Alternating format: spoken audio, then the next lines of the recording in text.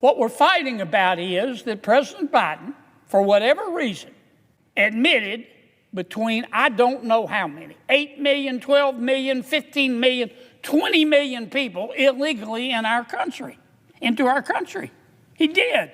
They were murderers. They were rapists. They were drug dealers. They were sex traffickers. We all know that. And a specific faction of the Democratic Party right now is in control.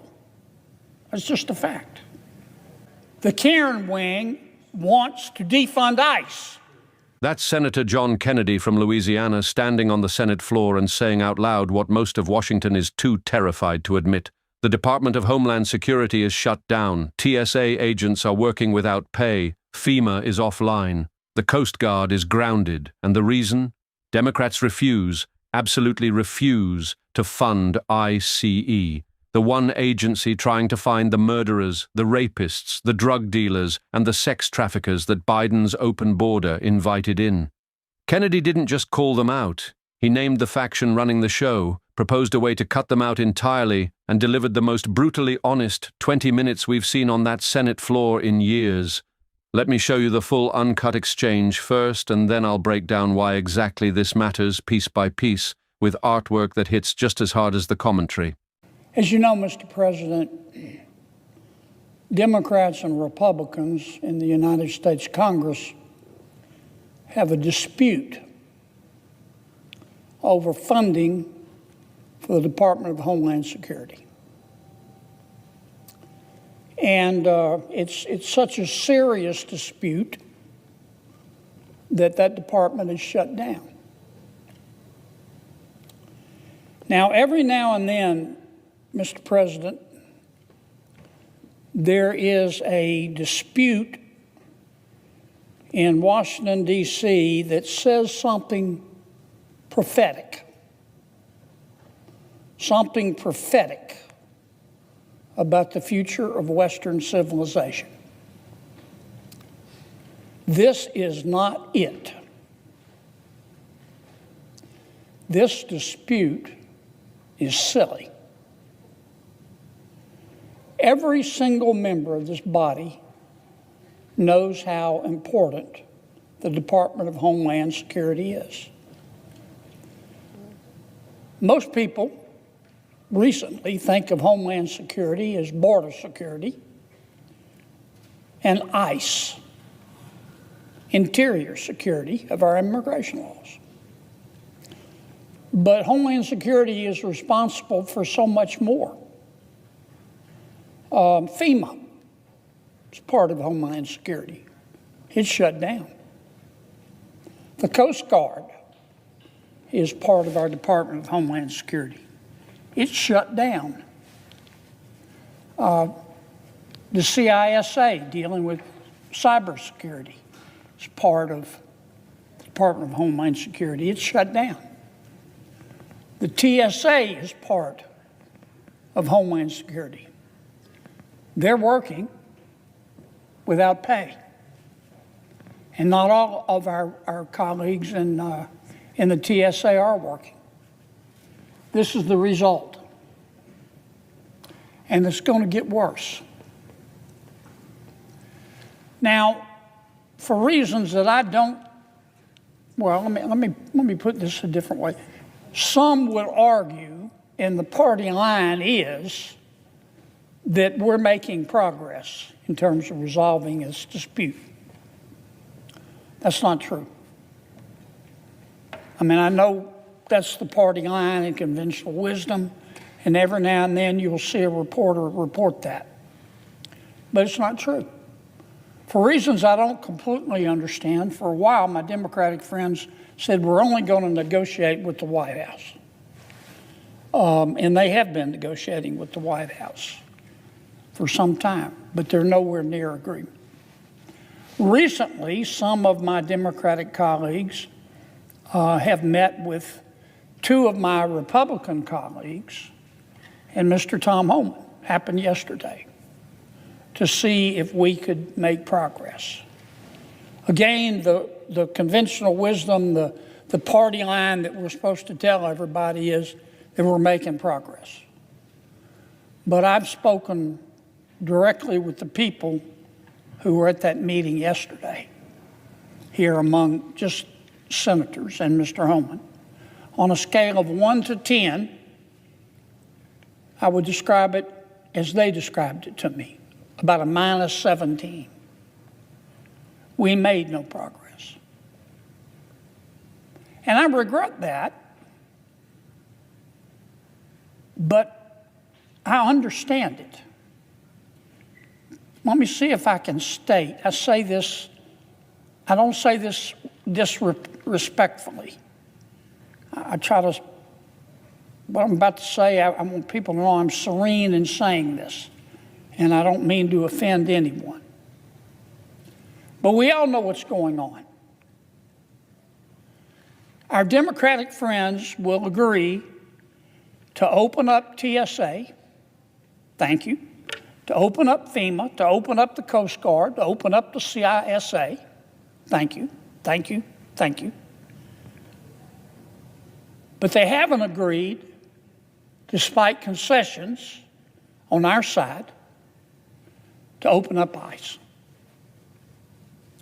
And they're not going to. It is not going to happen in your or my natural lifetime. And if you've been following this debate and you understand the politics, you don't need to be able to explain the theory of special relativity to know what's going on. It's not complicated. Parties have wings, factions within their party. I'm a Republican, we have factions. Democrats also have factions. And a specific faction of the Democratic Party right now is in control. That's just a fact. You could call it the progressive wing. Some call it that. The more cynical call it the loon wing of the Democratic Party. I, on occasion, have referred to it as the Karen wing of the Democratic Party. The Karen wing wants to defund ICE, and they will accept nothing less. Now, this is the same wing of their party that also wanted to defund the police. How'd that work out for us? This is the same wing of their party that has a very novel way to reduce the crime rate in America. Just don't prosecute anyone. Then our crime rate goes to zero. Now, I don't mean to paint with too broad a brush, Mr. President. Not all of my Democratic friends agree with the Karen wing of their party. They don't. Just not all Republicans are part of the factions in my party. But it is a fact that the Karen wing of the Democratic Party is in ascendancy, and it is firmly in control. And any Democrat, we all know this, that agrees to any kind of compromise with respect to ICE is going to be punished to the rest of their natural lives. They can't do it. So here's what I think we ought to do. I think that we should accept the Democrats' offer to open up TSA and to open up FEMA and to open up Coast Guard and to open up and fund CISA. And let's get that done. What we're fighting about is that President Biden, for whatever reason, admitted between I don't know how many, 8 million, 12 million, 15 million, 20 million people illegally in our country, into our country. He did. We all watched him do it. And we don't even know where these people are. We don't. Some of them were children. We don't know where all the children are. We don't. And I'm not saying all of those folks were bad people. I'm not saying that. A lot of them were economic migrants. They just want a better life, and so they want to come to America. They chose not to do it through legal immigration. If they would do it legally, we could consider admitting them. We admit 1 million people a year of our world's neighbors to become American citizens. But they came illegally because, frankly, President Biden said do it. And they did it. Not everybody was Cinderella who came in. Some people who came in were criminals. They were murderers. They were rapists. They were drug dealers. They were sex traffickers. We all know that. That's what our ICE right now is trying to do, is trying to find these people who shouldn't be in any country, their own, ours, anywhere. They'll be in jail and find them. But here's my point. As a result, and we all saw it happen, and the American people saw it happen. They get it. American people may not read Aristotle every day. They're too busy earning a living. But they get it. And a whole bunch of Americans believe, whether it's true or not, and I'm not saying it is true. I'm not saying it isn't true, because I think some of my Democratic colleagues believe this. But many Americans, millions of Americans, have concluded that this was all by design. That these 8, 10, 15, 20 million people who were admitted illegally into America is a way to try to bolster the Democratic Party. So these folks will be beholden to the Democratic Party and try to vote, and or once they become citizens, if they become citizens, vote for Democrats. Now again, some of the commentators who go catatonic and foam at the mouth when I talk about this, but we all know it's true, call this the replacement theory. And I'm not saying all Democrats believe that.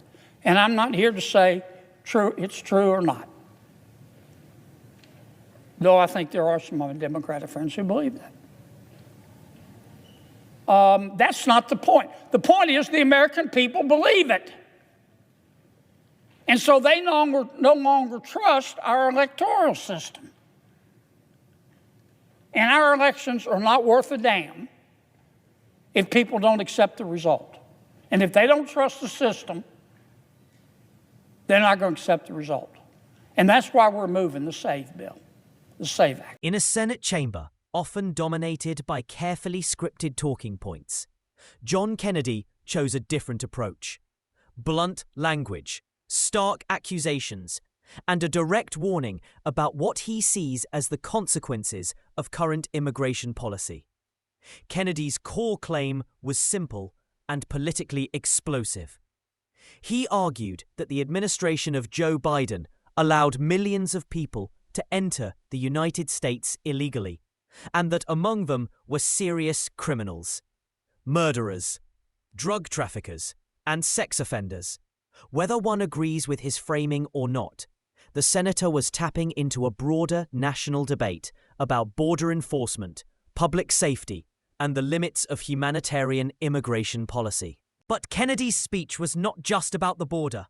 It was delivered in the middle of a funding dispute over the United States Department of Homeland Security, a dispute that had cascading effects across the government. Agencies responsible for disaster response, cybersecurity, aviation security, and maritime safety were either partially shut down or operating under severe constraints. For Kennedy, this was the real scandal. Political gridlock in Washington was weakening institutions that protect the country far beyond the immigration system itself. His criticism was particularly aimed at what he described as a faction within the Democratic Party pushing to restrict funding or reform enforcement agencies, such as U.S. Immigration and Customs Enforcement. In Kennedy's telling, ideological purity had taken precedence over practical governance, leaving frontline agencies understaffed, underfunded, and politically contested. The broader significance of this speech lies in how immigration has become a symbolic issue, far larger than policy mechanics.